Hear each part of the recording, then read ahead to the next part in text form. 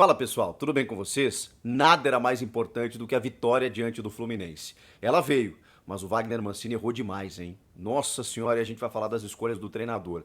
Será que a sorte virou? A gente teve alguns sinais nesse jogo. Chega mais, eu sou o Chico Garcia, inscreva-se no canal e vamos juntos.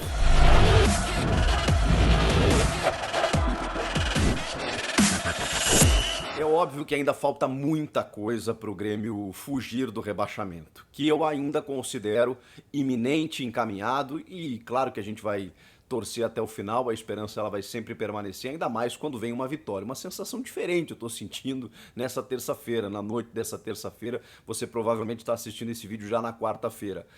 O Grêmio venceu um jogo. Olha, depois de 4 derrotas consecutivas e ter vencido o Juventude, né, naquele primeiro jogo do Wagner Mancini, fazia muito tempo, eu não lembrava como era essa sensação. Mas por isso não me iludo. Não me iludo, claro que dá esperanças, claro que é um primeiro passo, né? O primeiro passo para você esboçar uma recuperação é vencer. Se o Grêmio tinha pelo menos 6 jogos a conquistar, nos 9 a disputar, agora tem 5 vitórias em 8 jogos a disputar. Numa projeção, claro, que a gente faz dentro de um aproveitamento aí suficiente para escapar, mas vai depender também dos seus concorrentes, como Santos, como Bahia, como Ceará, times que estão ali ainda correndo riscos, mas o Grêmio está numa situação muito delicada. Tanto que venceu o jogo, foi a 29 pontos e ainda segue 6 pontos distante do primeiro time fora da zona, que hoje é o Santos com 35 pontos.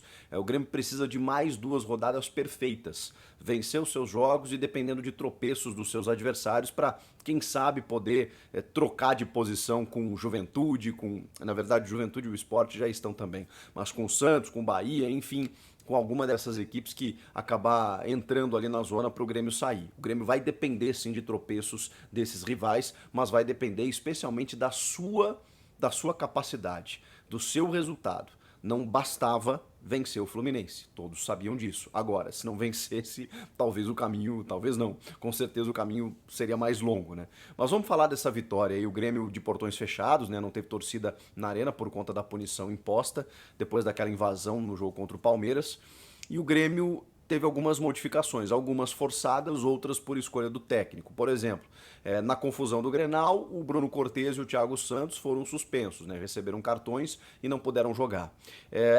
O Wagner Mancini não optou dessa vez por utilizar o Rafinha na lateral esquerda improvisado e resgatou o Diogo Barbosa, que estava sendo a terceira opção. E acho que fez um jogo até razoável, não comprometeu. O Grêmio fez um jogo razoável. Acho que dá pra gente colocar dessa forma. Não foi um jogo brilhante, muito longe disso. O Grêmio perdeu muitos gols, apresentou gravíssimos sinais de desorganização. O seu treinador escolheu muito mal, tanto na escalação quanto nas trocas. Não soube mexer, foi, digamos, até de certa forma beneficiado por conta de um Fluminense inócuo, que não ofereceu lá muitos riscos, chegou com perigo algumas vezes, obrigando o Breno a trabalhar, mas o Fluminense errou demais também na sua transição, você via que o Fluminense não iria oferecer resistência. E o Grêmio, inclusive, poderia ter aplicado um placar mais elástico. Não fosse a falta de tranquilidade, muitas vezes falta de qualidade de alguns jogadores, né? Mas enfim, na escalação, voltando a ela, o Wagner Mancini opta pelo Diogo Barbosa, pelo lado esquerdo, e aí, sem o Thiago Santos, adota um meio de campo com o Matheus Sarará, o Lucas Silva e o Campaz. Esse colombiano, meia articulador para muitos, mas para mim ele é um meia atacante, ele é um condutor de bola, ele não é um cara que pensa o jogo, até porque ele tem uma dificuldade para isso. Ele tem velocidade, tem o chute, mas às vezes falta raciocinar quando a bola está nos seus pés para encontrar um companheiro melhor colocado. Ele não tem, visivelmente, não tem nenhum discernimento tático. Jogadores jovens, né, estrangeiros, às vezes demoram para se adaptar, então o Campaz, infelizmente, peca nesse sentido. E na frente, Alisson, Elias e Diego Souza. O Elias entrou como um segundo atacante, um atacante de lado. E vejam só, o Elias que tinha feito aquele gol contra o Palmeiras, anulado por milímetros pelo VAR na linha de impedimento, quando o Grêmio empatava o jogo naquele momento, e aí depois do gol anulado o Grêmio toma um 3-1. o Elias não tinha mais aparecido no time, vejam só. E aí o Wagner Mancini decidiu dessa vez dar uma oportunidade de titular, porque o Miguel Borja também, vale lembrar, está convocado para a seleção colombiana, como o Villasanti também para a seleção paraguaia. E o Elias faz um belíssimo primeiro tempo. Claro que ele perdeu gols, um a 30 segundos, depois o outro numa enfiada do Diego Souza, que volta para buscar a bola e realmente faz um passe muito bom pro Elias concluir. Ele chuta em cima do Marcos Felipe, que aliás fez um bom jogo também. O resultado também passou por ele, né? O Grêmio também, obviamente, parou no seu goleiro, mas faltou um pouco mais de motricidade fina nessa conclusão aí para poder ampliar o marcador. Mas o Marcos Felipe tem a sua contribuição. Depois desse primeiro tempo, em que o Elias se deslocou muito bem pelos lados do campo, buscando espaço, foi, digamos assim, determinante, né, nessa primeira etapa de um Grêmio mais impositivo e tudo mais. O que faz o Wagner Mancini? Saca o Elias. Saca o Elias para botar o Ferreira. O Ferreira que não consegue ser aquele jogador do campeonato gaúcho, né, porque ele foi o craque do gauchão, mas não consegue desenvolver nada além disso. E naquele momento em que estava num imbróglio de renovação, mais um deles, né, pedindo R$ 1 milhão porque queria jogar a Copa do Mundo em 2022, vamos cair na real, né, gente? Vamos cair na real. Eu até colocaria o Ferreira no segundo tempo pela característica que ele tem, mas ele de novo não conseguiu entregar muita coisa. Mas não no lugar do Elias, Mancini. Poxa vida, cara. Será que a gente não. Será que o que a gente está vendo é muito errado? Será que a gente não está enxergando as coisas? Porque não é possível. Nesse momento você precisa ter juventude e caras envolvidos no processo. Já falei isso um monte de vezes. Mas não, ele segue se abraçando em alguns jogadores que não dão resposta alguma. E curiosamente, vejam só como é o futebol, né?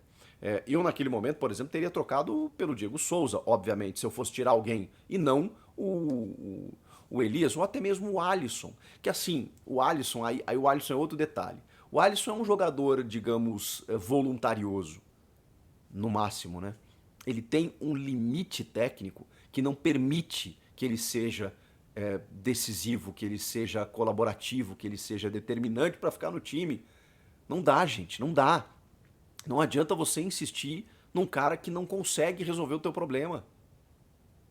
Mas aí tudo bem, ele tenta o Ferreira e tira o Elias. E vejam só, quem faz o gol do Grêmio? O Diego Souza.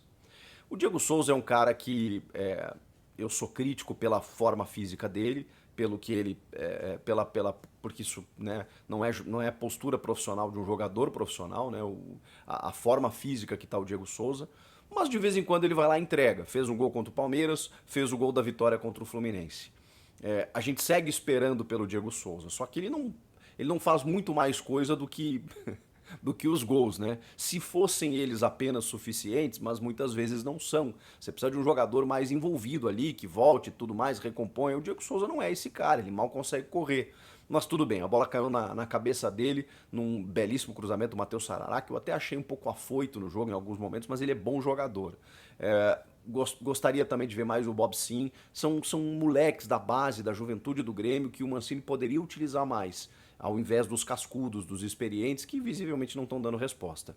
O Diego Souza faz o seu gol, e aí o Grêmio pelo menos consegue uma vantagem no jogo, porque o Fluminense, depois dos 15 minutos do primeiro tempo, já tinha começado a agredir um pouco mais o Grêmio, especialmente pelo Luiz Henrique. E o Breno faz algumas defesas importantes. Mas há de se registrar também que, afora isso, a defesa do Grêmio trabalhou bem. O Jeromel, cara, ele não é o mesmo jogador, evidentemente. Às vezes lhe falta velocidade, às vezes ele erra o bote, mas ele continua sendo um jogadoraço. A leitura de espaços do Jeromel é absolutamente diferenciada, né? E como é importante ter o Jeromel no time, seja pela sua liderança, seja por a gente ver que ali está o Jeromel liderando a defesa. E o Kahneman também, óbvio, é que o Kahneman tem tido problemas físicos a ponto de, muitas vezes de forma atabalhoada, comprometer. Infelizmente, o Kahneman, eu não quero aqui dizer que o Kahneman foi apenas um complemento do Jeromel. Nos áureos tempos, ele foi muito mais do que isso. Ele foi um coadjuvante de luxo, talvez, no mínimo, mas um protagonista igual o Jeromel nos grandes momentos da dupla. Mas o Jeromel sempre foi o cara decisivo, né? E o Kahneman, aquele cara que entrava para rachar, que liderava a defesa também nesse aspecto, é um cara muito aguerrido, só que ele, ultimamente, talvez até por problemas físicos, né? Ele não consegue ter uma regularidade, tem um problema crônico no quadril, ele não conseguia muitas vezes, fazia faltas na entrada da área, ou permitia a chegadas, né, dos adversários. Mas ele fez um bom jogo, junto com o Jeromel, que para mim foi brilhante, brilhante no jogo. No meio de campo, o Lucas Silva mais uma vez liderou o meio campo do time. Acho que a gente precisa valorizar. O Lucas Silva chegou a viver um momento de instabilidade no time, foi recuperado pelo Felipão e depois saiu do time e quando retomou com o Wagner Mancini, a gente vê que ele é um cara que tenta circular a bola. O problema dele é tentar chutar, né? Porque acho que ele fez um ou outro gol no Cruzeiro de fora da área, gols bonitos, ele arrisca o tempo inteiro, mas não, esse pé não tá calibrado, não adianta. E aí depois, no final do jogo, o Mancini vai lá e tenta o Diego Turin e o Jean-Pierre. O Jean-Pierre até entrou bem, né, tentando algumas enfiadas de bola, ocupando espaços, mas ali, naquele momento, o Mancini correu riscos, desprotegendo a defesa, e o Turin serve para muito pouca coisa, né? Ele realmente não, ele tem muita limitação, mas aí tem uma questão de elenco, de dificuldade, né, de você ter mais atacantes ali. O Douglas Costa, vejam só, o Douglas Costa estava com o supercílio cortado, porque, segundo informações, baixou a pressão e ele acabou sofrendo um acidente doméstico, na verdade no hotel da concentração, caiu no banheiro, entrou apenas no segundo tempo, e é claro que a gente depende do Douglas Costa. A gente precisa dele. Ele fez uma jogadaça no segundo tempo que era para ter decidido o jogo, mas chutou em cima do goleiro. Então falta às vezes essa tranquilidade para o Grêmio. Mas o Douglas obviamente é titular, né? Talvez não jogou por conta de um desconforto ali e pela situação, né, que ele estava, com corte no supercílio, enfim. Mas quando entrou, foi um jogador que o Grêmio precisa dele no auge, no nível. Não foi um jogo brilhante do Grêmio. O Grêmio não fez um jogo brilhante. As suas peças, as suas grandes estrelas não funcionaram. E o Grêmio precisa entender isso, de que conquistou o jogo, que talvez isso seja fundamental dentro do vestiário para criar uma mobilização, criar uma casca para a partir de agora vencer o América fora de casa. E se vencer o América fora de casa, aí sim eu vou acreditar numa recuperação, porque senão vai ser apenas um jogo isolado dentro de outros tantos em que o Grêmio não conseguirá sair da situação que está, como fora contra o Juventude. O Grêmio venceu o Juventude, parecia que ia recuperar e perdeu 4 na sequência. Então, se não vencer o América fora de casa, esse é o jogo para você dizer, não, peraí, nós estamos na briga, nós vamos vencer mais 2 ou 3 e vamos sair dessa situação. Aí sim eu começo a acreditar. Então o Grêmio precisa entender que o jogo não foi brilhante, que foi no sufoco, que o resultado foi muito apertado, mas que o Grêmio teve chances de fazer mais, mas aí acho que a perna pesou também, né? 200 quilos para poder botar a bola para dentro do gol. Que dificuldade. E aí, cara, eu queria falar com vocês que eu vi alguns sinais positivos nesse jogo, que aí fazem mais parte de algo folclórico e sobrenatural do que qualquer outra coisa. Mas, por exemplo, o Fluminense faz um gol ainda no primeiro tempo, quando o jogo estava 0-0, e o Grêmio já tinha criado várias oportunidades e desperdiçado. Tem uma cabeçada também do Diego Souza, que a bola passa do lado da trave. O Fluminense faz um gol e o juiz anula. Claro, porque o jogador, na origem que faz o cruzamento, estava impedido. Claro que é óbvio que o gol seria anulado, mas em outros momentos, gols checados pelo VAR, mesmo que no limite, eles foram validados contra o Grêmio ou anulados contra o Grêmio. Então ali eu pensei, opa, jura? Porque aquela reação imediata de você ver o time sofrendo um gol é falando e o Bandeirinha levantando a mão, não, mas é claro que ele vai validar, como foi contra o Santos, por exemplo, em que o Bandeira aplicou o impedimento, nos acréscimos já, e o juiz foi lá e validou porque a imagem mostrou que o cara estava legal. Então quando anula aquele gol do Fluminense eu pensei, opa, opa. Depois no segundo tempo tem um choque na área do Jeromel. Putz, não vou lembrar qual era o jogador, mas enfim. O Jeromel dá uma chegada, na verdade, chega na bola, mas há um choque. Cara, em outro momento isso era pênalti. O jogo já estava 1-0 pro Grêmio. E eu fiquei preocupado que não acontecesse nenhum pênalti contra o Grêmio nos minutos finais, porque seria a cara desse jogo, né? O Grêmio vencendo o Fluminense sem jogar tão bem, mas o Fluminense também mal. Daqui a pouco o Fluminense acha um pênalti, empata o jogo e o Grêmio soma só um pontinho em casa. Era a cara desse jogo acontecer isso. Não aconteceu. Eu pensei, opa. Tem uma chegada do Douglas Costa em que caberia um vermelho.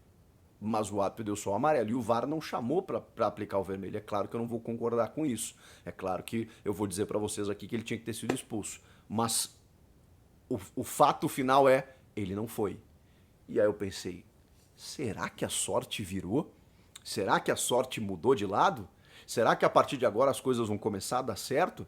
A bola que batia na trave, que não entrava no gol adversário, vai começar a entrar, e aquela bola que começava a entrar, que só entrava no gol do Grêmio, vai começar a ser anulado pelo VAR, ou o goleiro vai defender? Não sei, mas a gente precisa se apegar em alguma coisa. E nesse momento eram os 3 pontos. Fundamentais, necessários, ainda insuficientes. Então, foco no sábado para que o Grêmio vença o América e aí sim a gente possa imaginar que estamos diante de uma recuperação. Eu, honestamente, ainda não acredito. Talvez isso seja até uma manobra para eu me conformar com a situação. Pode ser, mas realmente os fatos estão me mostrando que a dificuldade é tremenda. Agora, esperanças, é óbvio que a gente vai ter até o final. E aí, será que ainda dá? O Grêmio vai cair? Vai se salvar? Comenta aqui, inscreva-se no canal e eu volto na próxima. Tchau!